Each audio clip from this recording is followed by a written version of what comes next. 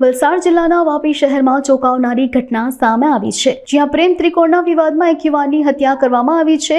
આ ઘટના Vapi railway station નજીક આવેલા એક મકાનમાં બની હતી, જ્યાં યુવાન પર છરીથી હુમલો કરી મોતને ઘાટ ઉતારી દેવામાં આવ્યો। પોલીસના પ્રાથમિક અંદાજ મુજબ આ હત્યા પાછળ પ્રેમ ત્રિકોણનો વિવાદ જવાબદાર છે અને તેમાં એક પ્રેમી અને તેની પ્રેમિકાની સંડોવણી હોવાનું બહાર આવ્યું છે। ઘટનાને અંજામ આપ્યા બાદ આરોપીઓ ફરાર થઈ ગયા હોવાનું ચર્ચાઈ રહ્યું છે।